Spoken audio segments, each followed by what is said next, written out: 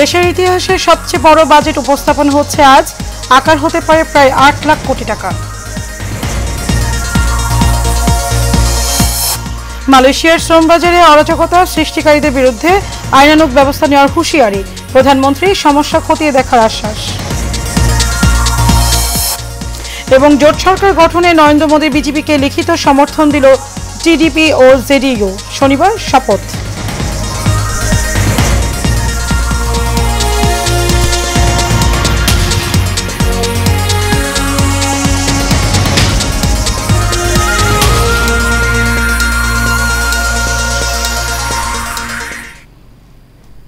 স্বাগত এশিয়ান নিউজে, আপনাদের সাথে আছে আমি মারিয়ামিকো। এতক্ষণ শুনছিলেন বিআরবি কেবল ইন্ডাস্ট্রিজ লিমিটেড সংবাদ শিরোনাম। চলে যাচ্ছি পুরো সংবাদে। এবার অর্থ বছরের বাজেট প্রসঙ্গ।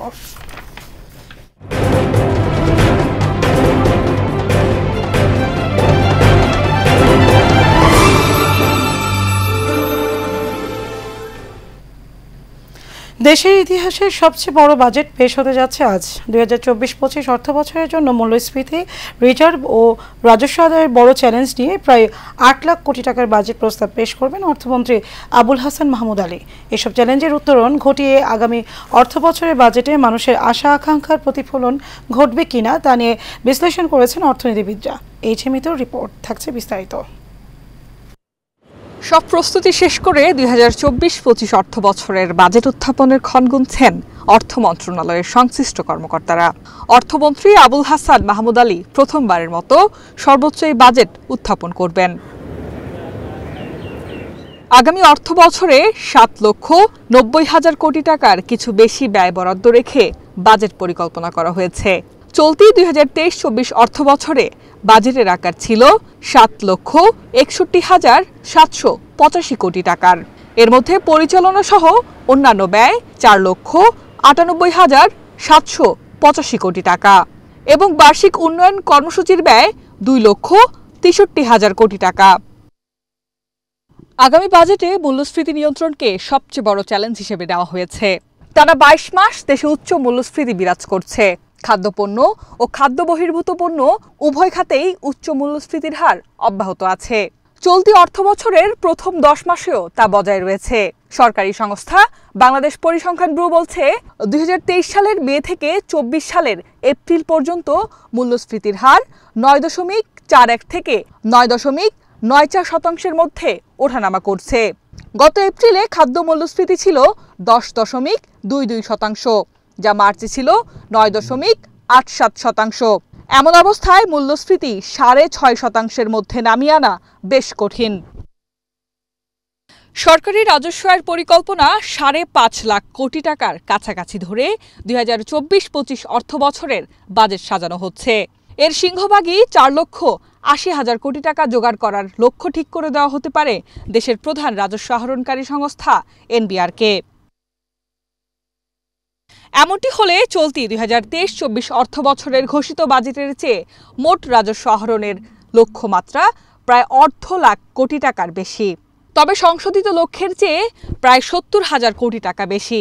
অবশ্য সংশোধিত লক্ষ্যের চেয়ে আদায় এখন পর্যন্ত 8% কম। যদি শেষ পর্যন্ত আদায় না বাড়ে, তাহলে চলতি অর্থ বছরের তুলনায় 1 লক্ষ কোটি টাকার বেশি রাজস্ব আয় করতে হবে আগামী অর্থ বছরে। এছাড়া রাজস্ব আদায় বাড়াতে মোবাইল ফোন কলের উপর সম্পূরক শুল্ক বাড়ানো হবে।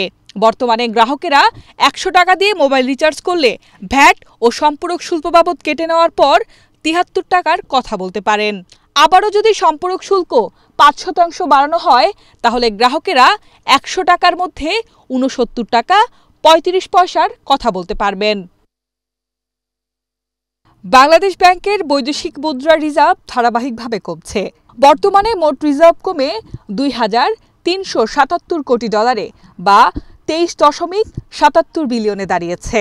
আর আন্তর্জাতিক মুদ্রা তহবিল IMF এর হিসাব পদ্ধতি BPM-6 অনুযায়ী বাংলাদেশ ব্যাংকের রিজার্ভ এখন 1,832 কোটি ডলার বা 18.32 বিলিয়ন। প্রকৃত বা ব্যবহারযোগ্য রিজার্ভ 13 বিলিয়ন ডলারের কিছুটা কম। আগামী অর্থ বছরে ফের কালো টাকা সাদা করার সুযোগ দেওয়া হতে পারে। এক্ষেত্রে 15% কর দিয়ে বিনা প্রশ্নে কালো টাকা সাদা করার সুযোগ আসতে পারে। এই সুযোগ দেওয়া হতে পারে 1 বছরের জন্য। 2 বছর আগে 10% কর দিয়ে কালো টাকা বৈধ করার সুযোগ দেওয়া হয়েছিল, কিন্তু তেমন সাড়া না পাওয়ার পরে এ সুযোগ বাতিল করা হয়। এর পরের বছর দেশ থেকে পাচার করা টাকা ফেরত আনার সুযোগ দেওয়া হলেও কেউ এই সুযোগ নেয়নি। 1 বছর বিরতির পর আগামী অর্থ বছরে আবারও ঢালাওভাবে কালো টাকা সাদা করার সুযোগ দেওয়া হতে পারে। আসন্ন 2024-25 অর্থ বছরের বাজেটে ব্যক্তি শ্রেণীর করমুক্ত আয়ের সীমা বাড়ছে না। তবে করদাতার হয়রানি কমাতে আয়কর রিটার্ন অ্যাসেসমেন্টের বিধান বাতিল করা হচ্ছে। এজন্য বাজেটে আয়কর আইনে বড় পরিবর্তন আনতে যাচ্ছে এনবিআর। এই সিদ্ধান্তের ফলে ব্যক্তি ও কোম্পানি 2 শ্রেণীর করদাতাই কিছুটা হলেও স্বস্তি পাবে। Mitu, Asian television, Dhaka. যাচ্ছে অন্যান্য সংবাদে। বাংলাদেশ থেকে সম্প্রতি মালয়েশিয়ার কর্মী প্রেরণে জটিলতার কারণ খতিয়ে দেখছে সরকার। এতে কেউ জড়িত থাকলে কঠোর ব্যবস্থা নেওয়ার কথা বলেন প্রধানমন্ত্রী শেখ হাসিনা। বুধবার সম্পর্ক প্রশ্নের জবাবে সংসদে তিনি একথা জানিয়েছেন। কর্মী পাঠানো নিয়ে সৃষ্ট জটিলতায় দেশের কিছু লোকের সঙ্গে মালয়েশিয়ার অনেকেই জড়িত বলে জানান সরকার প্রধান। প্রসঙ্গত, ভিসা সহ সবকিছু ঠিক থাকলেও মালয়েশিয়ার যেতে পারেনি প্রায় 30,000 বাংলাদেশি কর্মী। গত 31শে মে শাহজালাল বিমানবন্দরে অপেক্ষা করলেও শেষ পর্যন্ত টিকিট পাননি তারা। জটিলতার জন্য এজেন্সি সহ সংশ্লিষ্ট কর্তৃপক্ষকে দায়ী করেন তারা। দ্বাদশ সংসদের প্রথম বাজেট অধিবেশনে গতকাল সম্পর্ক প্রশ্নে বিষয়টি প্রধানমন্ত্রী শেখ হাসিনার নজরে আনেন জাতীয় পার্টির চিফ হুইপ মুজিবুল হক চূন্য। তখন এই কথা জানান প্রধানমন্ত্রী।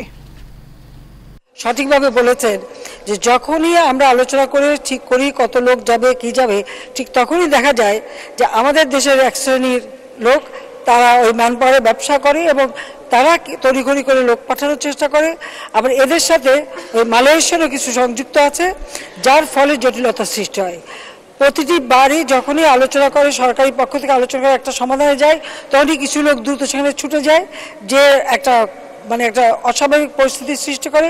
অনেক সময় যারা যায় তাদের কাজেরও ঠিক থাকে না, চাকরিরও ঠিক থাকে না, বেতনেরও ঠিক থাকে না, তারা সেখানে যে বিপদে পড়ে। পরিবেশ রক্ষায় আওয়ামী লীগ সারা দেশে গাছ লাগায় বিএনপি জামায়াত আন্দোলনের নামে হাজার হাজার বৃক্ষ ধ্বংস করে বলে মন্তব্য করেছেন প্রধানমন্ত্রী শেখ হাসিনা। গতকালই বঙ্গবন্ধু আন্তর্জাতিক সম্মেলন কেন্দ্রে বৃক্ষ মেলা উদ্বোধন অনুষ্ঠানে এই কথা বলেন তিনি। এই সময় উন্নয়ন প্রকল্পে পরিবেশের দিকে বিশেষ নজর দেয় আহ্বান জানিয়ে গাছ কাটার প্রয়োজন পড়লে একটি গাছের পরিবর্তে 3টি গাছ লাগানোর পরামর্শ দেন সরকার প্রধান। কাউসার আহমেদের রিপোর্টে বিস্তারিত। সম্প্রচার করা হচ্ছে। বঙ্গবন্ধু আন্তর্জাতিক সম্মেলন কেন্দ্রে জাতীয় বৃক্ষরোপণ অভিযান, পরিবেশ মেলা ও বৃক্ষ মেলার উদ্বোধন করেন প্রধানমন্ত্রী। এ সময় পরিবেশের ভারসাম্য রক্ষায় এবং বনায়ন সহ বেশ কিছু ক্ষেত্রে অবদান রাখার জন্য বিভিন্ন ব্যক্তি এবং প্রতিষ্ঠানকে বিশেষ সম্মাননা পুরস্কার তুলে দেন সরকার প্রধান। যে কোনো উন্নয়ন পরিকল্পনায় পরিবেশ রক্ষার বিষয়টি গুরুত্ব দেওয়া হচ্ছে জানিয়ে প্রধানমন্ত্রী বলেন, আওয়ামী লীগ সরকার ক্ষমতায় এসে সামাজিক বনায়ন বৃদ্ধি করেছে, ফলে দেশের দারিদ্র মানুষের অর্থনৈতিক সচ্ছলতা বেড়েছে। রাষ্ট্র বর্তমান ও ভবিষ্যৎ নাগরিকদের জন্য পরিবেশ সংরক্ষণ ও উন্নয়ন করিবেন এবং প্রাকৃতিক সম্পদ, জীববৈচিত্র্য, জলাভূমি, বন ও বন্যপ্রাণীর সংরক্ষণ ও নিরাপত্তা বিধান করিবেন। সেইভাবে আমরা পরিবেশ রক্ষা করা, জীববৈচিত্র্য রক্ষা করা, তার ব্যবস্থা আমরা হাতে নিয়েছি এবং সংবিধানে এটা সংযোজন করে এটা বাধ্যতামূলক করে দেওয়া হয়েছে। অনুষ্ঠানে বনায়ন বৃদ্ধিতে এবং পরিবেশ ভারসাম্য রক্ষার গুরুত্ব উল্লেখ করে প্রধানমন্ত্রী বলেন, সুন্দরবন দেশের মানুষকে বড় বড় প্রাকৃতিক দুর্যোগ থেকে বাঁচাতে ভূমিকা রাখে। তাই এই বৃহৎ ম্যানগ্রোভ বনকে রক্ষায় সকলকে ঐক্যবদ্ধভাবে কাজ করতে হবে।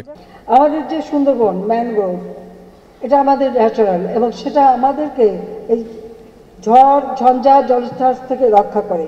কাজে সুন্দরবনকে আরও সুরক্ষিত করা এবং সুন্দরবনের কার্বন মজুদের পরিমাণও বৃদ্ধি পেয়েছে। 2009 সালে সুন্দরবনের মোট কার্বন মজুদের পরিমাণ ছিল 106 মিলিয়ন মেট্রিক টন, যা 2019 সালে হয়েছে 139 মিলিয়ন মেট্রিক টন। এ সময় চলতি বছর 8,38,00,000 চারা রোপণ করা হবে বলেও জানান প্রধানমন্ত্রী। দেশের বনজ সম্পদ বৃদ্ধি এবং বন পুনঃপ্রতিষ্ঠার জন্য এবছর বর্ষা মৌসুমে 8,38,00,000 চারা রোপণ করা হবে। সেইভাবে আমরা পদক্ষেপ নিয়েছি। আর মুজিব বর্ষ উপলক্ষে আমাদের দলের পক্ষ থেকে আমরা 1 কোটি বৃক্ষরোপণের পদক্ষেপ নিই, তবে বৃক্ষরোপণ তার থেকে অনেক বেশি। কাউসার আহমেদ, এশিয়ান টেলিভিশন, ঢাকা। আওয়ামী লীগের সাধারণ সম্পাদক এবং সড়ক পরিবহন ও সেতু মন্ত্রী ওবায়দুল কাদের বলেছেন, বাংলাদেশের বন্ধুত্ব ভারত সরকারের সাথে, কোনো বিশেষ দল বা ব্যক্তির সঙ্গে নয়। গতকাল সন্ধ্যায় ধানমন্ডিতে আওয়ামী লীগ সভাপতি কার্যালয়ে প্রেস ব্রিফিংয়ে একথা বলেন তিনি। ওবায়দুল কাদের বলেন, উপজেলা নির্বাচন সংঘাতপূর্ণ হবে এমন আশঙ্কা করলেও বাস্তবে তেমনটা হয়নি। আওয়ামী লীগ সাধারণ আরও বলেন, বিএনপির দুর্নীতির বিরুদ্ধে আন্দোলন করবে, এটা বছরের সেরা যোগ। ডক্টর ইউনূসের মামলা প্রসঙ্গে তিনি বলেন, ভুক্তভোগীদের মামলায় তার বিচার চলছে। দেশের আইন আছে, সে আইন অনুযায়ী ডক্টর ইউনূস বিচার পাবেন। মির্জা ফখরুলের এতটুকু লজ্জা করে না, নিজেরা যা করেছে সেটা এখন আওয়ামী লীগের সাথে তুলনা করছে। তাদের দলের লোকেরা দুর্নীতি করেছে, সেই দুর্নীতির বিচার হয় না, তারা একজন লোককেও শাস্তি দিতে পারে। আমাদের আমলে দুদকে কত মামলা, আমাদের এমপি, প্রাক্তন এমপি, নেতা অনেকের বিরুদ্ধে মামলা আছে। বিএনপির মহাসচিব মির্জা ফখরুল ইসলাম আলমগীর বলেছেন, আওয়ামী লীগ ক্ষমতায় রাখার ডিফেন্ডার ছিলেন পুলিশের সাবেক আইজিপি বেনজির আহমেদ। তিনি বিরোধী মতকে নিষ্ঠুরভাবে দমন করেছিলেন বলেও অভিযোগ করেন ফখরুল। গতকাল জাতীয় প্রেস ক্লাবে ওলামা দলের আলোচনা সভায় বিএনপির মহাসচিব আরও অভিযোগ করেন, ধর্মহীন রাষ্ট্র গড়তে চাচ্ছে আওয়ামী লীগ, যে কারণে আলেম, ওলামা ও ধর্মপ্রাণ মানুষের ওপর নির্যাতন করছে সরকার। আবারও একদলীয় বাকশাল প্রতিষ্ঠার জন্য ক্ষমতাসীনরা বিভিন্নভাবে কাজ করছে বলেও অভিযোগ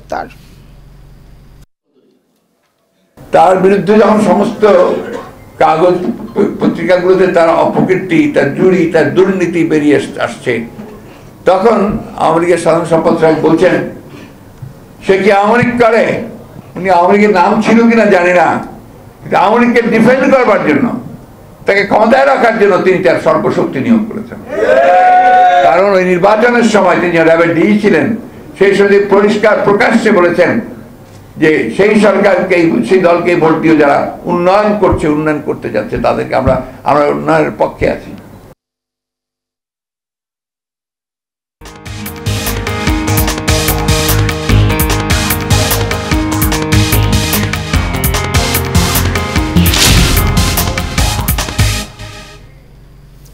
আন্তর্জাতিক সংবাদ, ভারতের লোকসভা নির্বাচনের খবর। ভারতের নতুন সরকার গঠনের জন্য যতগুলো আসন দরকার তার চেয়ে কম থাকলেও নতুন সরকার গঠন করতে জোট সঙ্গীদের সমর্থন পেয়েছে ভারতের জনতা পার্টি বা বিজেপি। এর ফলে টানা তৃতীয়বার নরেন্দ্র মোদীর প্রধানমন্ত্রী হিসেবে দায়িত্ব পালন করতে যাচ্ছেন Narendra Modi. National Democratic alliance বা এনডিএর সব দলের পক্ষ থেকে তাদের সমর্থন নিশ্চিত হয়েছে বলে দলটি ঘোষণা দিয়েছে। দলটির এক্স অ্যাকাউন্টেন্ট প্রকাশিত এক বিবৃতি বলা হয়েছে, নরেন্দ্র মোদীকেই সর্বোচ্চ সম্মতিক্রমে জোটের নেতা হিসেবে বেছে নেওয়া হয়েছে।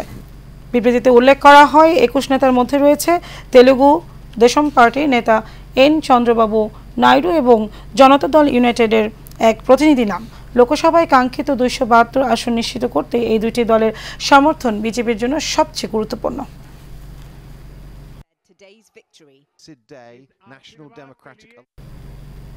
নিচ্ছে বিআরবি কেবল ইন্ডাস্ট্রি লিমিটেড সংবাদ বিরতি, ফিরে এসে যা থাকছে। ষষ্ঠ উপজেলা নির্বাচনের চতুর্থ ধাপের ফলাফল প্রকাশ। ভোট পড়েছে 34.33%, জানালেন সিইসি।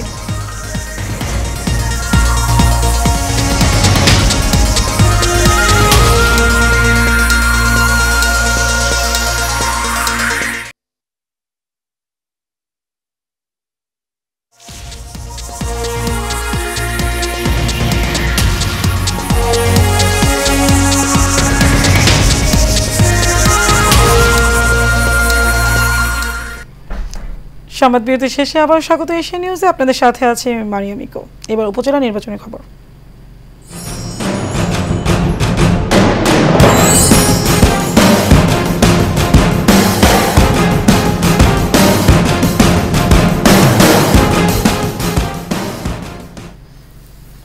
ষষ্ঠ উপজেলা পরিষদ নির্বাচনের চতুর্থ ধাপের বেসরকারি ফলাফল ঘোষণা করা হয়েছে।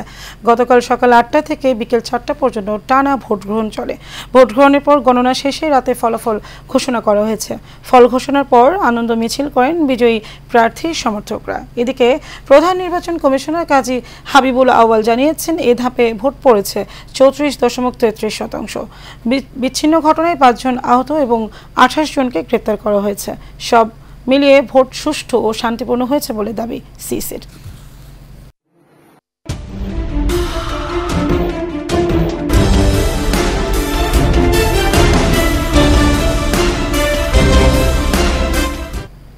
সারা বাংলা প্রসঙ্গ। বাগেরহাট মোল্লাহাটে পানিতে ডুবে 2 শিশুর মৃত্যু হয়েছে। বুধবার বিকেলে উপজেলার উদয়পুর আরুয়াকান্দি গ্রামে একটি ঘের এর ডোবা থেকে এই 2 শিশুর মৃতদেহ উদ্ধার করা হয়। শিশুদের অকাল মৃত্যুতে এলাকায় শোকের ছায়া নেমে এসেছে। নিহতরা হলেন আরুয়াকান্দি গ্রামে আজিজ খানের ছেলে আমির হামজা ও বাঁকা খানের ছেলে মোহাম্মদ শফিউল্লাহ। এর 2 জন সম্পর্কে চাচাতো ভাই। পুলিশ ও পরিবার সূত্রে জানা যায়, দুপুর 1টা থেকে ওই 2 শিশুকে খুঁজে পাওয়া যাচ্ছিল না। খুঁজতে খুঁজতে বিকাল 5টার দিকে বাড়ির পাশে ছোট একটি ডোবায় 2 জনের মরদেহ পাওয়া যায়। ধারণা করা হচ্ছে ডোবায় থাকা ছোট মাছ ধরতে গিয়ে পানিতে ডুবে এই শিশুদের মৃত্যু হয়।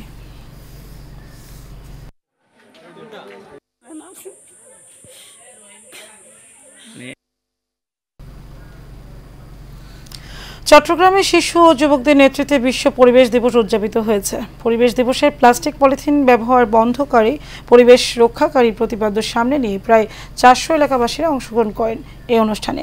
ওয়ার্ল্ড ভিশনে এপি ম্যানেজার জানি রোজারিওর সভাপতিত্বে এতে প্রধান অতিথি হিসেবে উপস্থিত ছিলেন অস্ট্রেলিয়ার কান্ট্রি ইম্প্যাক্ট ম্যানেজার নাতাশা চ্যাম্পলেন। নিরাপদ সড়ক চাই চট্টগ্রাম মহানগর কমিটির সভাপতি এস.এম. আবু তৈয়ব ভিয়েতনামের অনারারি কনসুল নিযুক্ত হওয়ার এক সম্বর্ধনা অনুষ্ঠানে আয়োজন করে নিরাপদ সড়ক চাই চট্টগ্রাম। নিরাপদ সড়ক চাই নগরীর কমিটির সহসভাপতি চৌধুরী ফরিদের সভাপতিত্বে সংবর্ধনা অনুষ্ঠানে বক্তব্য রাখেন প্রধান অতিথি Chittagong chamber of commerce and industries সভাপতি ওমর হাজাজ। অনুষ্ঠানে স্বাগত বক্তব্য রাখেন নগর কমিটির সাধারণ সম্পাদক শফিক আহমেদ সজীব সহ অন্যান্যরা।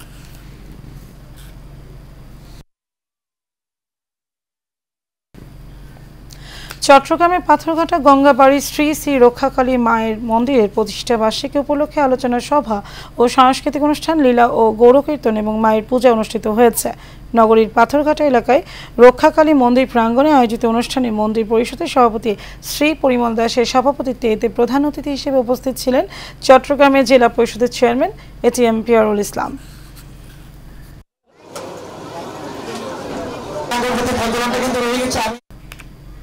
নিচ্ছি বিআরবি কেবল ইন্ডাস্ট্রিজ লিমিটেড সংবাদ বিরতি, ফিরে এসে যা থাকছে। হাসারাঙ্গাকে সরিয়ে টি-20 র্যাঙ্কিংয়ে শীর্ষে ফেললেন সাকিব আল হাসান।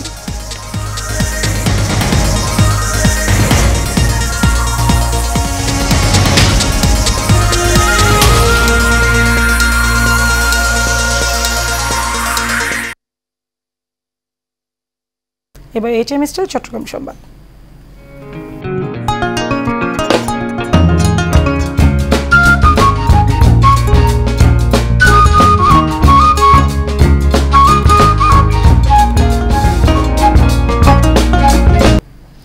চট্টগ্রামে শহীদ লেফটেন্যান্ট শেখ জামাল টাইগার্স মিউজিয়ামের উদ্বোধন করা হয়েছে। সেনাপ্রধান জেনারেল এস.এম. শফিউদ্দিন আহমেদের উদ্বোধন করেন। গতকাল বিকেলে চট্টগ্রাম সেনানিবাসে শেখ জামাল টাইগার্স মিউজিয়ামে উদ্বোধনী অনুষ্ঠানে উপস্থিত ছিলেন সেনাবাহিনীর চিফ অব জেনারেল স্টাফ, 24 পদাতিক ডিভিশন ও চট্টগ্রাম এরিয়া কমান্ডার সহ সেনাবাহিনীর উচ্চপদস্থ কর্মকর্তারা উপস্থিত ছিলেন।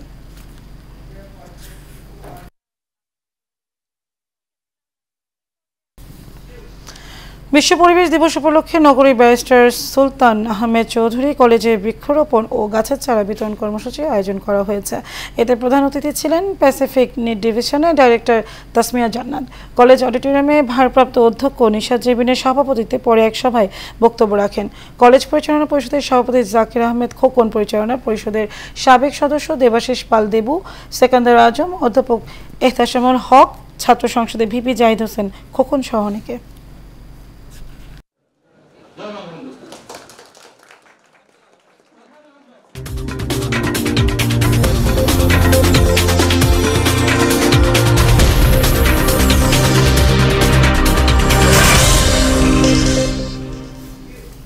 জানাবো খেলার খবর। হাসারাঙ্গাকে সরিয়ে টি-20 র্যাঙ্কিংয়ে শীর্ষ ফিরলেন সাকিব আল হাসান। টি-20 বিশ্বকাপে দক্ষিণ আফ্রিকার বিপক্ষে বল হাতে আলো ছড়ালেও ব্যাটিংয়ের একেবারেই নিষ্প্রভ ছিলেন ওয়ানিন্দু হাসারাঙ্গা। তার এই পারফরমেন্সের প্রতিফলন পড়েছে র্যাঙ্কিংয়ে। এই সংস্করণ অলরাউন্ডারদের তালিকায় 2-এ নেমে গেছেন তিনি। এতে শীর্ষ ফিরেছেন সাকিব আল হাসান। লঙ্কান অধিনায়কের রেটিং পয়েন্ট এখন 222। শীর্ষস্থান ফিরে পাওয়া সাকিবের রেটিং পয়েন্ট 223।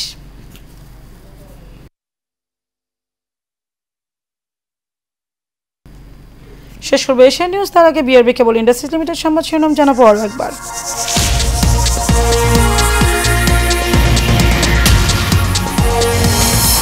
দেশের ইতিহাসের সবচেয়ে বড় বাজেট উপস্থাপন হচ্ছে আজ। আকার হতে পারে প্রায় 8 লাখ কোটি টাকা।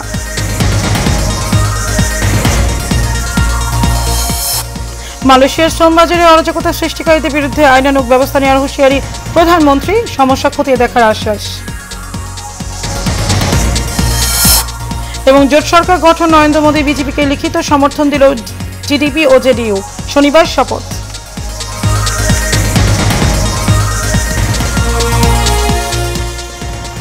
দর্শক, এই ছিল আমাদের এতক্ষণকার আয়োজন। আমাদের পরবর্তী সংবাদ দুপুর 12টা বেজে 30 মিনিট দেখার আমন্ত্রণ রইল। ধন্যবাদ সবাইকে।